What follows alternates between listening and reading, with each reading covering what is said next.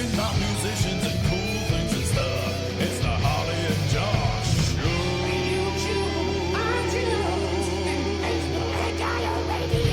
Hello! Willkommen, mein Freund. Oh, willkommen. Welcome to the Harley and Josh show, ladies and gentlemen. The rebranded version. Oh, yeah, we're all New, prettier now. Transformed out of our pupus stage. I think we look good in...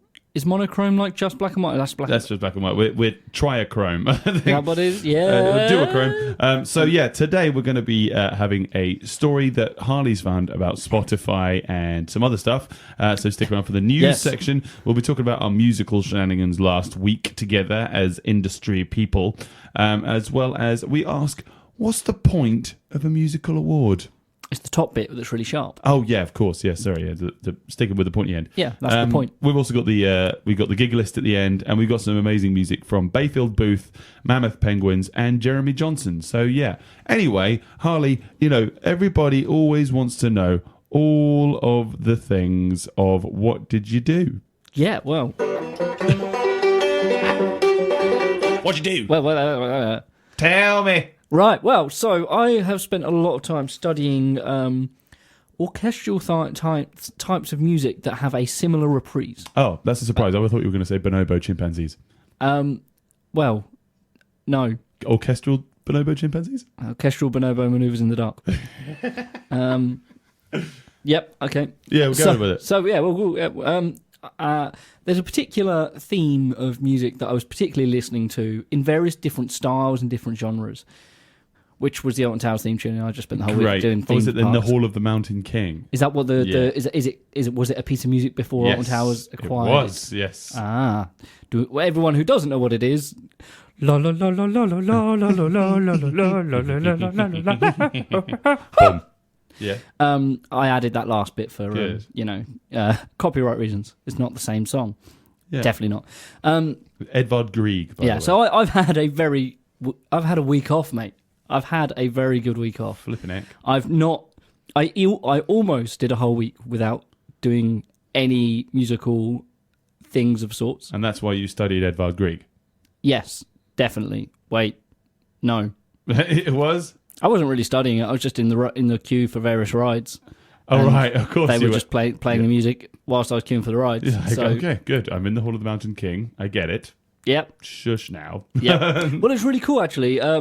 And this is where I'm going to go slightly into roller coaster nerd. I'm not a roller coaster nerd, but I was with a lot of people who are. I love roller coasters. And they were going in. It's great because they were dissecting each ride and the safety procedures, how it was built. We went on the new ride, the Wicker Man, which I didn't realize there's been a whole documentary about how it was built, because it's a brand new all wooden roller coaster. And it is terrifying, the fact that you are going at such speed on a thing that's just wood. Really? And it's crazy. But it was really cool because there was two things I noticed in the queue alone, which were really good. Firstly, it smelled amazing. What? So, because it's all wood. Not only, but they sent like smell infusions into the rooms that you're queuing in. So it smells of like kind of burnt wood, which is not what you want. But it is the first roller coaster that incorporates a wooden roller coaster and fire. There's actual fire going off. Great.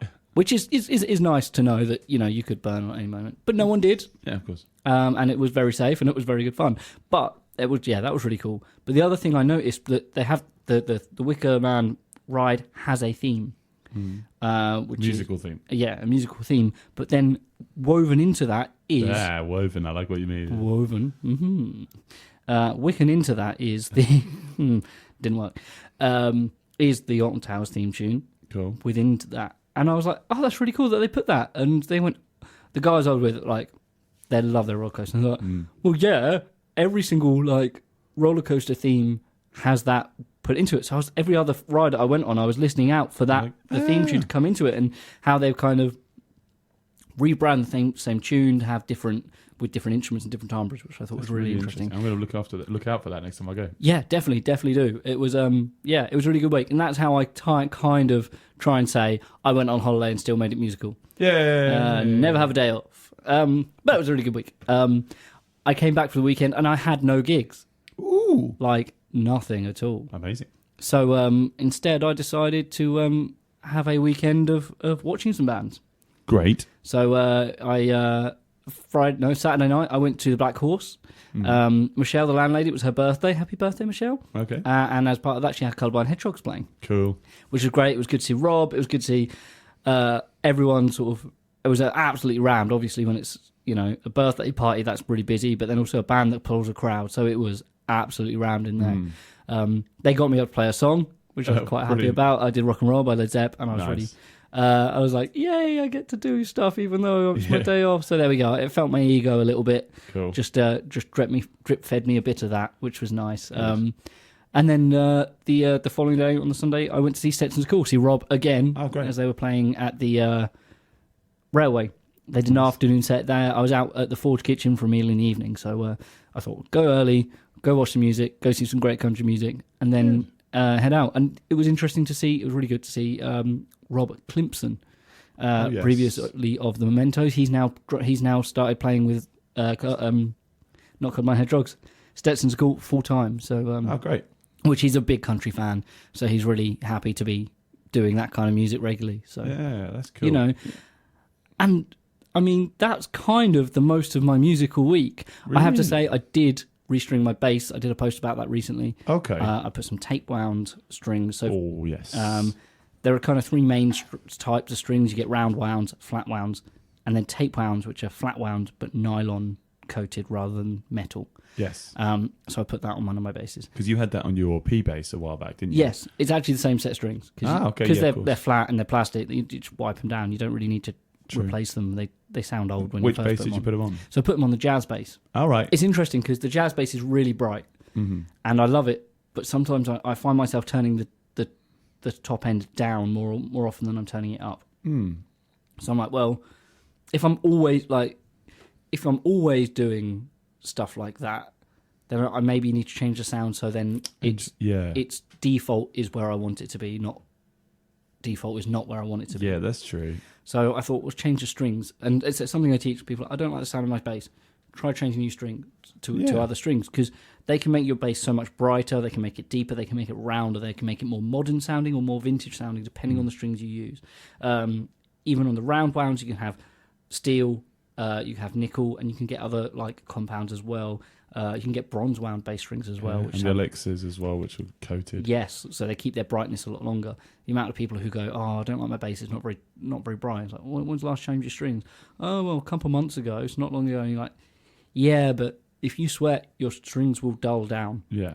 So you want to change that before it gets to that point. Yeah. Here I am. I've got my P bass in the van, and it desperately needs a string change. Yeah. But I just never get around to doing it. Yeah. What's your opinion about this whole boiling or baking strings? People who boil them, I've had people who put their strings in the dishwasher, and it makes them a bit better.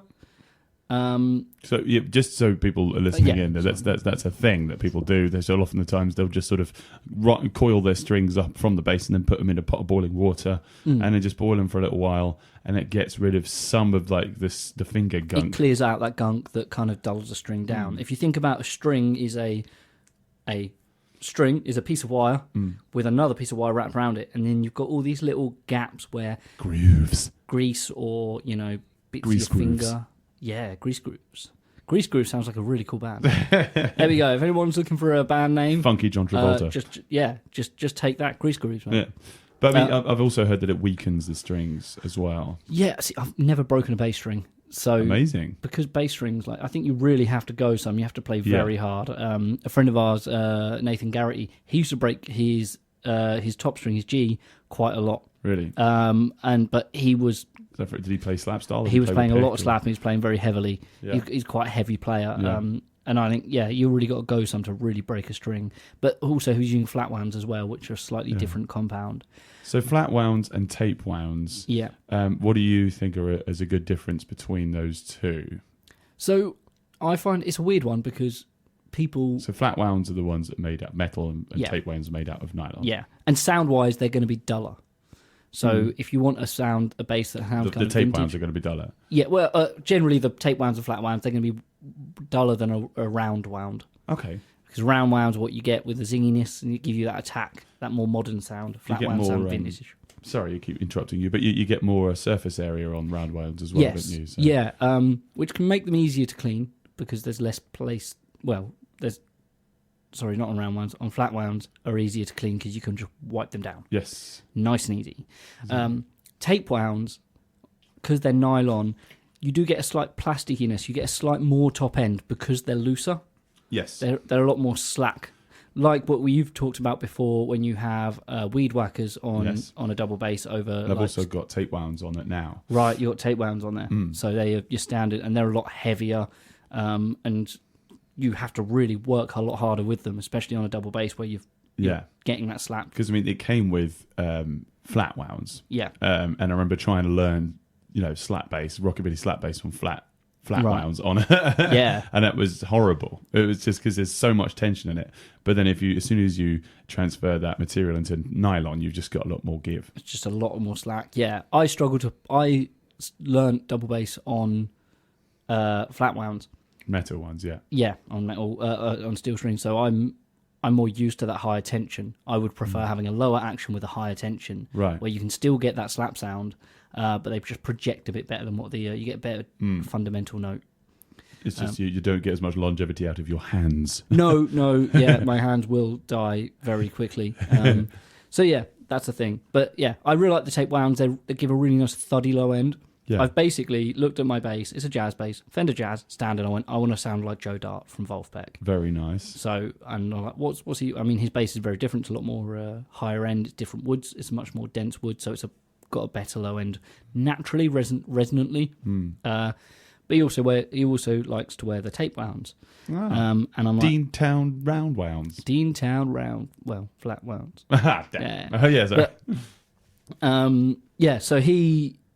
And I was like, okay, let's give that a go. Yeah. And I plugged it in and I played my bass for an hour solid. And I loved it. I haven't even plugged it in to see how it sounds plugged in, so I'll give that a try tomorrow. Nice. But I've got a day of practice tomorrow. So yeah, because I transferred to flat wounds recently, so metal tape wound guitar strings, because they are they're much more common in jazz playing and rockabilly playing and blues playing than when you would get in rock playing. And that's what I sort of grew up as a rock guitarist. And I've just realized you just get such an authentic tone for those for the rockabilly tone. And also I do find I get a lot more longevity out of my sixth, fifth, and fourth strings. So my E, A, and D. I mean, I still use normal the normal kind of strings you would get from a round wound pack, because they're not round wound on the top three strings, so the G, B, and E. Yeah. But yeah, I mean, I've found that you just don't get any string noise as well, so you get that a lot on bass. Yeah, don't that you? buzzingness and that zing or. So if you're moving your hands up and down the fretboard, you often get that. Yeah, and it makes my back go sometimes. I'm like, oh yeah. So, especially if you can hear it on a recording a lot of the time. Like, listen in for when people are like changing between chords, especially if they're power chords in rock songs. You can hear this. Yeah, get flat wounds and you'll be all right. And it's also a real challenge for acoustic guitar players in the studio, because you want that top end. You don't want to use flat wounds on an acoustic guitar. So the songs like where you want that nice and brightness, but then you can easily get going between songs, like especially when you're miking it up, it really amplifies for an acoustic guitar. So it's a real challenge to learn how to play without having those slides between notes. Absolutely. Because a lot of people with there's a dysphonia, I believe is the right term. Oh yes, and that noise can be really uncomfortable for them. Same as like when you hear people eating. And you're like, yeah. Shut up. Anyway, right. Well, you're a tasty dish. Thank you, Harley. Oi. Harley did stuff well done, buddy. I love you. I mean, what? A tasty dish. Yeah. A little entree. Okay, I have sprinkles on top. Though. So I want to quickly pivot the mood of the show for a moment, because we've got some serious stuff to go into, because following a 7-year battle since 2012 with an inoperable brain tumour, the wonderful Matt Bayfield has unfortunately died on Wednesday. He was only 48. he was a wonderful bloke. We've gigged with him before. We've seen him play. He's come to see us play. He's been a great supporter of local music for a long time. He continued to pursue his career of love of music and raise money for the brain tumor charity. During his period of knowing that he had a brain tumor, which he called Brian. He did. He kind of tried to sort of make it less threatening by giving it a name. So Brian and Brian. Same. Oh, that makes sense. I think So I think that was really smart, and I think that's it just shows his character. I think it was really great. He was always very much in the higher spirits of it. He was. We'd see him. He'd go to so many events when he could, and when he was well, and always be in high spirits, and was always never had a problem talking about his everything, his condition that he was going through, and was very vocal about sort of keeping people updated on his personal Facebook as well. True. He was wheelchair bound for a lot of it, but still made his way around. He was doing his walk and talk things, which was raising money for brain tumor charities, and it raised thousands of pounds. And it started off as like a way to lose weight. But it skyrocketed from a group of like 16 people to like 500 people that were walking with him. It was amazing. So he was awarded the Unsung Hero of the Year at the 2017 Stars of Suffolk Awards. Yeah, well met. And Eric Sedge from the Broadside Boys. So I've played with the Broadside Boys on BBC Suffolk before, and great guys. He said Matt carried knowledge of his medical condition with tremendous courage and dignity. He was determined not to allow illness to detract from his performance or curb his ambitions. And I think his legacy is a lesson. It's to say that you may be going through something, but don't let it sort of dash your dreams. Don't let it stop you from doing what you love doing, because it didn't stop Matt. Not at all. He was diagnosed as terminal this year in July as he released his new album with Bayfield and Booth. Including his wonderful wife, who was married to him this year in January, called Kelly. We just want to say lots of love to his family and Kelly. His new album, Bayfield and Booth, released in July, is available on Spotify and Bandcamp and all these different places. I got mine on Amazon. I would just really recommend getting it and just listening into it. There are so many messages on that album which just sort of make you think, okay, live for the day. Definitely. There is a song called Live for the Day, but I wanted to play something a little bit upbeat from that album as a nice sort of memento. So R.I.P. Matt, you're a great bloke. Tied for so long, given choice, and then it goes, and then it goes, and then it... That was the wonderful Bayfield Booth with Then It Goes. That is available on all great places you can find music. And R.I.P. His legacy will live on. Yes, indeed it will. Certainly. So I should probably, talk about things like I did. What did I do? I was on BBC Belongings show on Monday with the wonderful Angel and Cad Taylor. Amazing. It was nice. It was just talking about local community music projects. I was there with Bernadette Manners from the Reggae Choir. Ipswich Reggae Choir, great. And they're looking for people to get involved as well. Nice. So if you just like your reggae, like your Toots and the Maytals and your rock steady stuff, you can get involved with them and have a bit of a sing song. It was a show dedicated just to talk about how music can affect people in the community, and we were talking about All Star Rock School. So we had All Star Rock Schools last Monday, didn't we, Harley? We did indeed. It was the first one. It was our sort of maiden voyage on it. Yeah. It was quite strange going back in there after not being there for a long time. Yeah. Into the meeting place on Sprawn. But we've still got some spaces left if you've got some kids that want to be involved with All Star Rock School, and seniors as well. So from sort of 6 to 11 and then or 6 to 10 and then 11 to 18, something like those. So we've got some spaces. It was really nice to just see a lot of the kids back after not seeing them for ages, and sort of seeing how they've improved. And there were a couple new ones as well, which seeing some that were super talented, not talented, but well talented, but also kind of confident. Yeah, that's the word. They were just sort of like, I'm going to go up and just going to play with the band straight away. But there was another young chap who was like, I'm not sure about this. No, he was the best out of my group, but he was like, I'm not playing. I'm not going to play. So I kept on sort of just saying, what about this song? What about now? And he'd be like, no. And then we were going to do Seven Nation Army. And then I was like, what about that one? Do you know this one? He's like, yeah, I know this one. Gets up and does the solo as well. And he was just proper took it. And I was really proud of him because he was quite a quiet lad. And he showed his colours just by getting up on stage. So that is the beauty of this club. So if you want to be involved with it, go to All Star Rock School on our Facebook page. Yeah. So I went immediately after that. I ran off down to the BBC to talk to Angela and Cad about the project, and that's still available on the BBC Sounds app if you want to hear us talking about that, and if you want a bit more information on what's going on in your musical community, and that happens every Monday night. So yeah. It happens tonight as well. Yeah. I don't quite know what they're talking about tonight Anyway, the rest of my week, I'm going to do a brief ting on this one.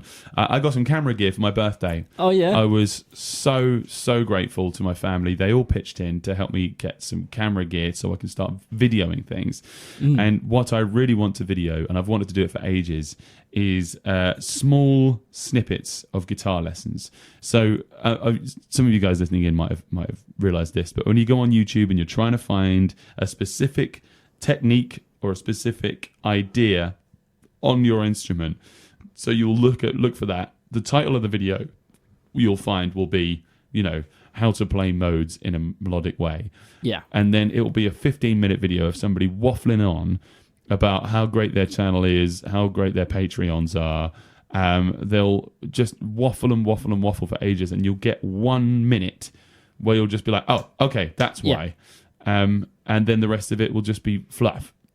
Yes. So I think I know what it is. It's because they're trying to get over the 10-minute mark so they can monetize it, or, it just helps with the algorithm and stuff. Yeah. But I'm not that bothered about it. I just want to put up 1 minute masterclasses, 1 minute masterclass on a specific subject.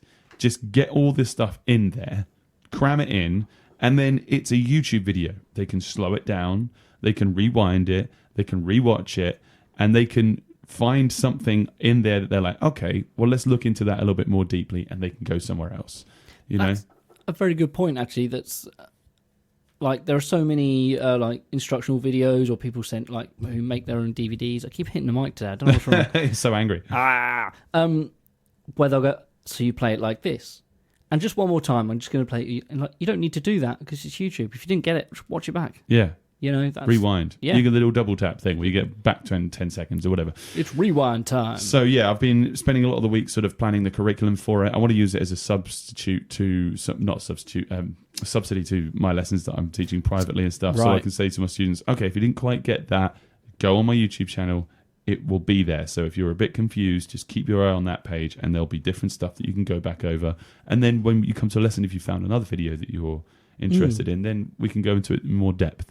But for now, just because if people want something in depth, they'll read about it, or they'll go online and they'll go through an article, and then they'll or look on some tabs or something like that. Read it. Yeah. On YouTube, it's limited because it's just sort of show and tell. Yeah. And sometimes it's like you're having a lesson with somebody who's not actually listening to you. Yeah. Because they're just talking at you, and if you have a question you want to ask, then you leave it in the comments, but you can't just ask in the moment, real time.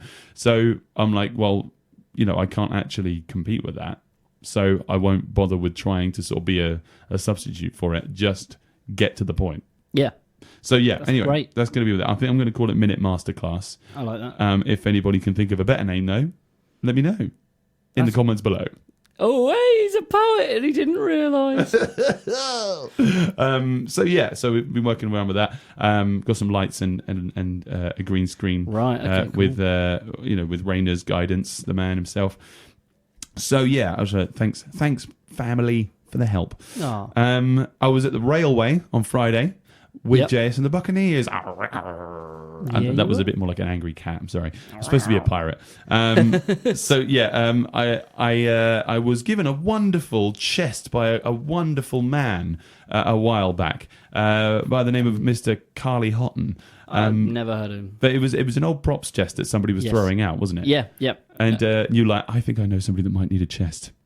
And so you gave it to me, and I had to get all the branding off it, and it was great. It was just like, because it's got wheels, it's bigger than the chest I was using before. Right. I've just sort of got a speaker inside that I've now a much bigger speaker. Oh, great! So you.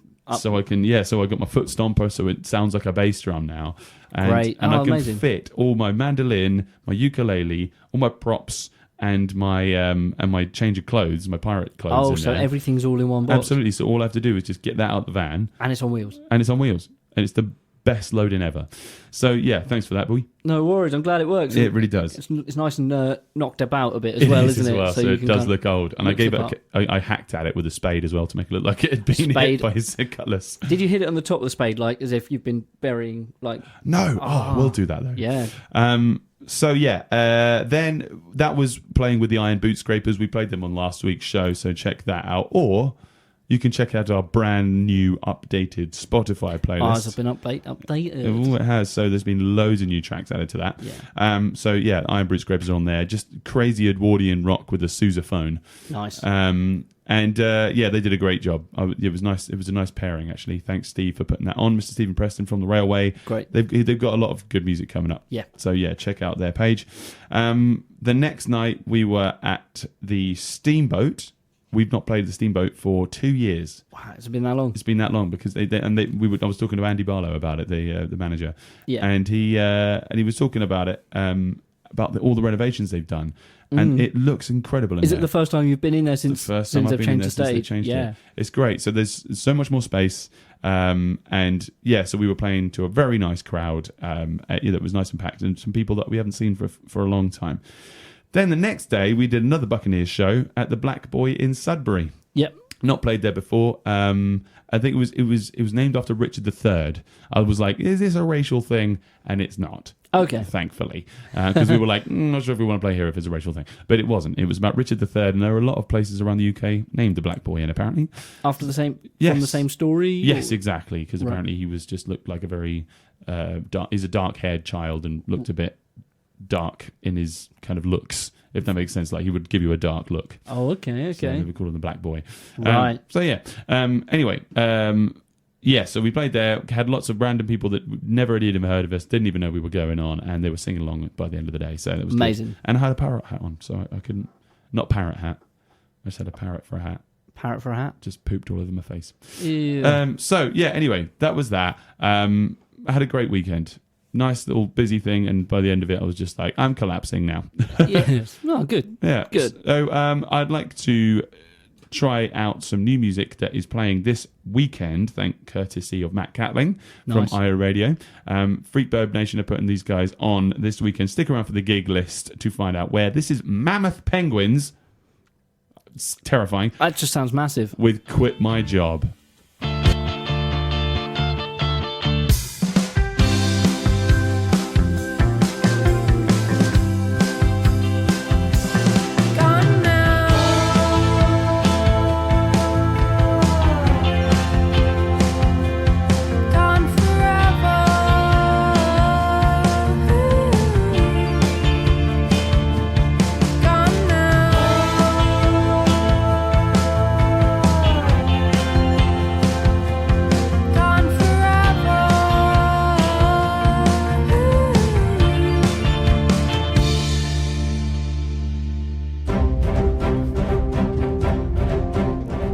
Spotify's market cap value has fallen by $15 billion in 14 months. Is declining ARPU freaking investors as much as record companies? News. Nice. Good little voice. By the way, that was Quit My good little voice. Thank you. Good little voice you got there. It was nice. Thanks. That was Quit My Job by Mammoth Penguins. They're from Cambridgeshire. They're coming down this weekend. Stick around for the gig list to find out. So, Harley, what is this news? So this grabbed me, right? So Spotify's market cap... Consent or... Spotify's market cap value has fallen by 15 billion. That's mental. In 14 months. That is quite a lot. I mean, they're still worth about...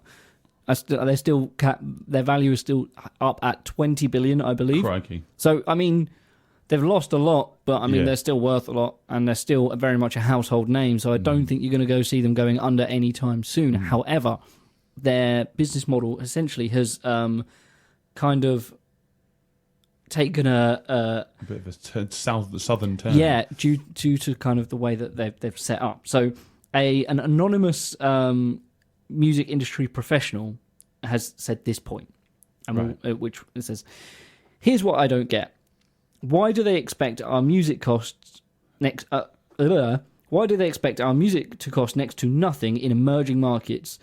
But when I go to India, a BMW still costs the same as a BMW everywhere else." Okay, yeah. So basically, there are loads of streaming services that are now launching in other countries where they weren't existent. So just to name a few places, so like Brazil, Russia, and a few other countries. India, another place that doesn't yet have that the infrastructure or so much, or doesn't have that kind of industry yet. Yeah. So there are companies who are then launching these launching their services. However, I say where it says here, tech giants like Amazon, Google, and Spotify are launching their products in the other countries. However, unlike Spotify, these other companies have physical products to sell with them, like Alexa, Google Home. What's the Apple version? It's a good question. Apple TV, Apple Home, or it's just Siri, isn't it? Siri Home. Yeah. I was trying to think of that all morning. I mean, I could have Googled it, but... Yeah, hey Siri, what are you called? What do you call yourself? Okay, my phone's just come up. Anyway.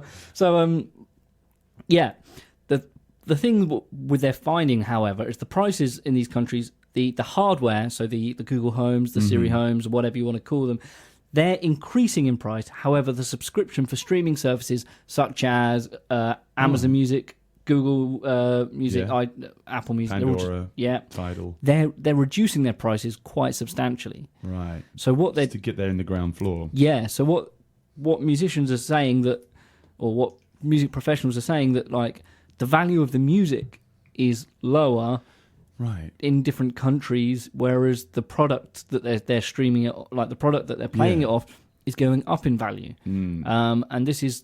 It's a wonky business model. Yeah, especially for companies like Spotify that don't have hardware to sell. Right, okay. Yeah. So other like investors who are investing in these kind of markets are going, look, what you're selling isn't going to be worth as much over there, but what this other guy who's selling the same thing will sell something with it that's higher profit. Yeah.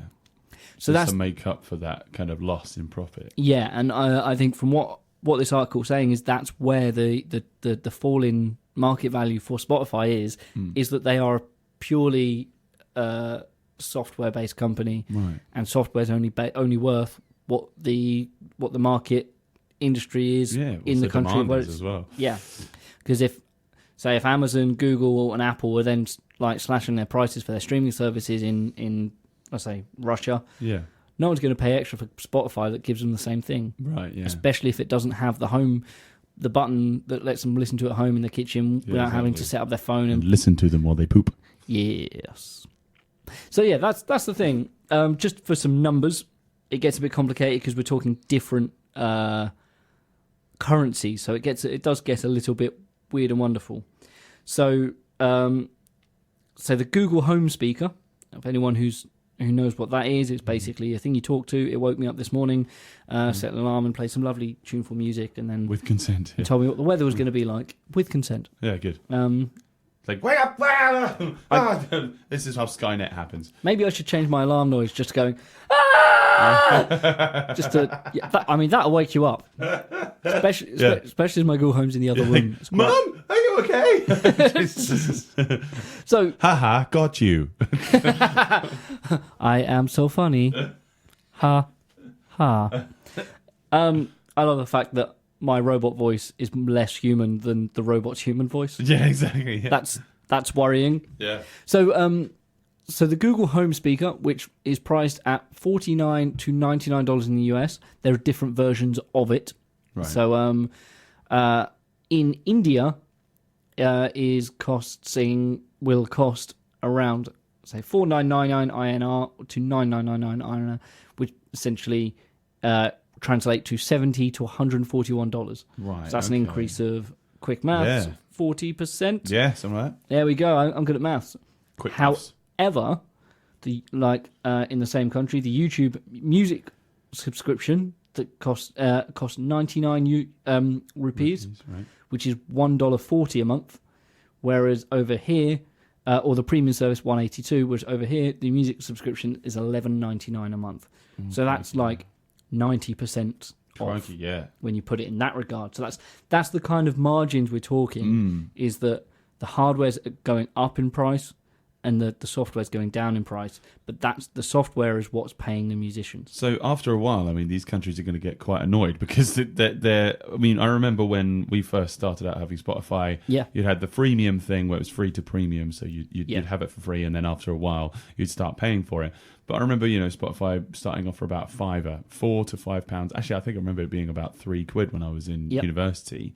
To start off with, and now it's £10 a month, something like this. Yeah, I got my Spotify bill through this morning, and it said $14.99. Right, which is the family subscription, which I didn't sign up to. Exactly. And I was speaking to someone the other day who had the same thing.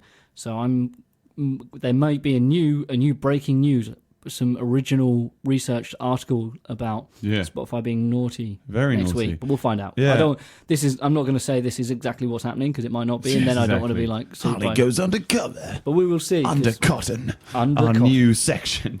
Under cotton. Yeah. I suppose if your covers are made of cotton. Very nice. There we go. I'll make it out of you. Yeah. So I don't know. It's kind of a bit sort of expecting that there's going to be some of these places are going to be charging a lot more than India's going to be expecting. So you'll start off with $1.40 or something like that a month, and then it'll go up to $10. And unless the economy of that country is actually rising as rapidly as they expect it's going to be. I mean, there's no point in this whole endeavor, is there? No, and one would hope from the musician's point of view that the price would go up, but also that it is relative and it is affordable for the people who have it. Yeah, and so they don't start them making these countries sit there and think, that's all right, what music isn't worth that much anyway. So then it will start to sort of change a social change down there. Yeah, and that's the hard thing with music. It doesn't have a production cost. Mm-hmm. Well, it has a production cost. Ask anyone who runs a studio. But like, say, a phone. Right. They make money out of that, and it costs them so much to make it, and it costs them so much to research and make it in that way. And it has that value because that's what it costs to make and then make a profit. Whereas music, it's hard to put that number on it because it's so much, some people it might take them months to write a song, and others it might take them about 10 minutes. Yeah. So it is very much what are people, how aware are people of its value. Yes, of course. And we've talked about that on the show before as well. Yeah. If you look back through our episode list, we did talk about how much is music worth. And it's a really interesting discussion. You might want to take that out. And it is all available to download. If you go onto our Facebook page, there's all loads of places where you can download the podcast from. Exactly. So, you've got Google Podcasts and all that sort of stuff. But yeah, anyway, let's get on to our next section, shall we, Harley? Ooh. Thing I found report about this morning. Jingle. Oh, so Harley. Yes. What is the point of a music award? That's a very good question. Thank you. I've got a series of questions I want to ask you just to see what the point is. Okay. Are you going to ask me lots of points? Yes. Okay. Or shall I answer that one right now? Or because I don't think I can. I think we'll come back to that one. Well, that's an overarching question, and this I'm one ready.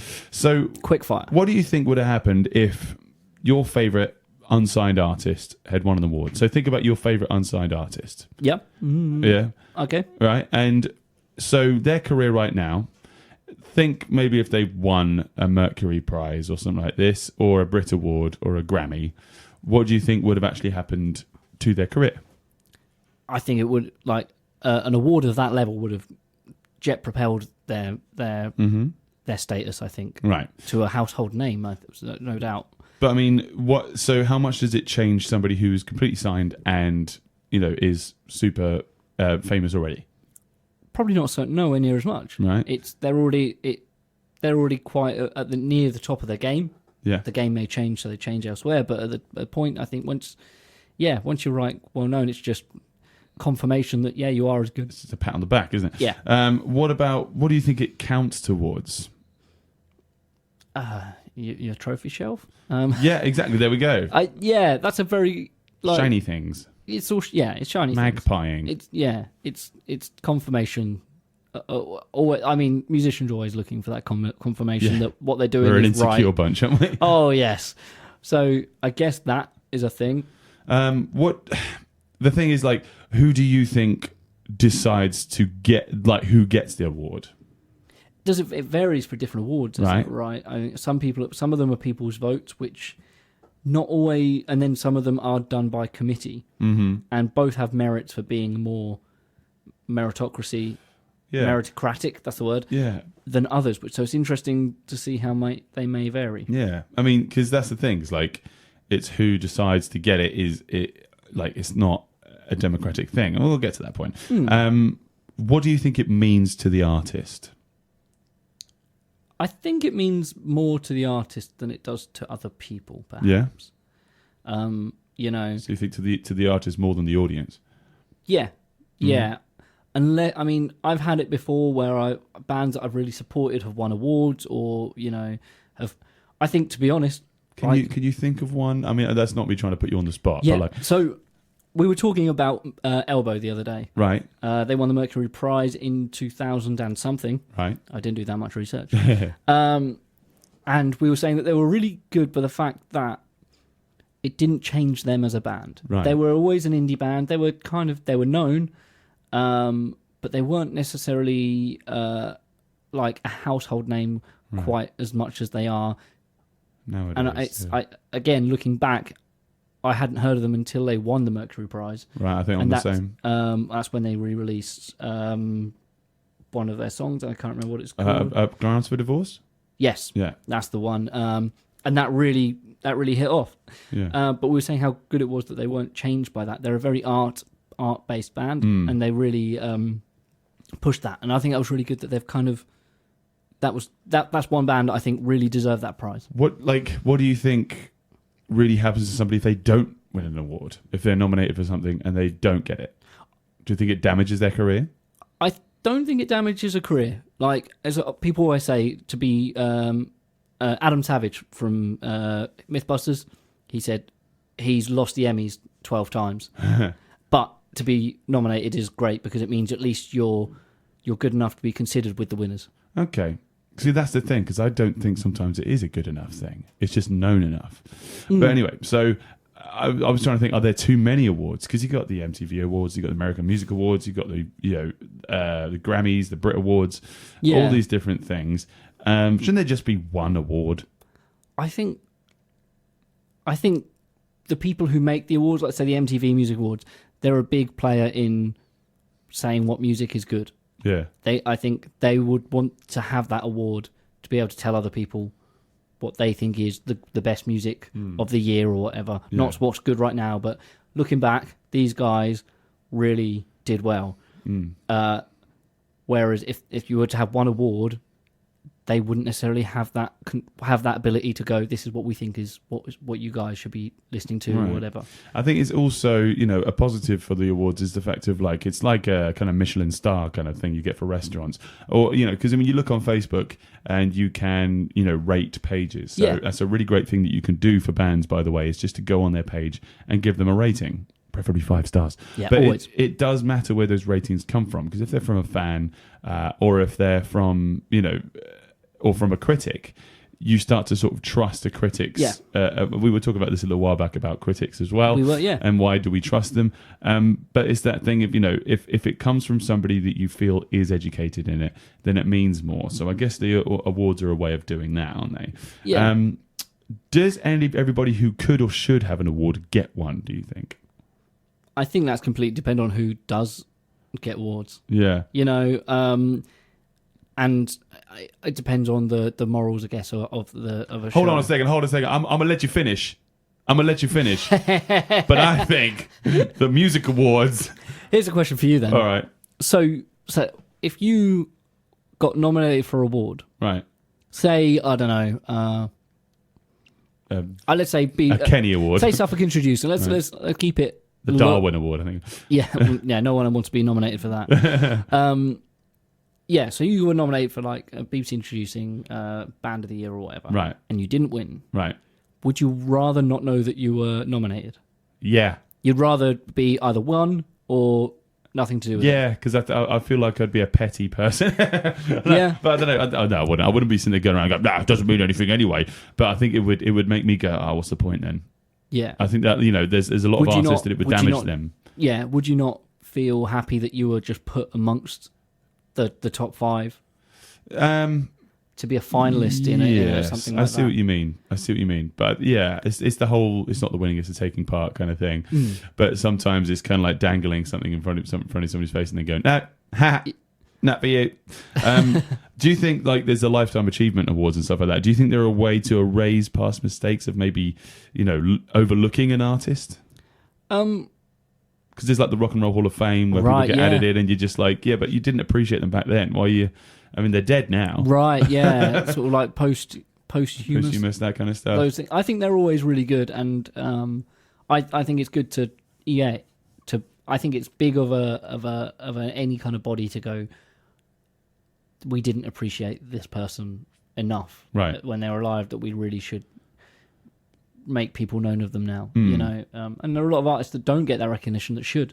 Because I want to sort of like ask this to the audience actually, is like, has the fact that somebody's won an award affected your buying habits? Have you bought an album because it's won an award, or because it was nominated for something?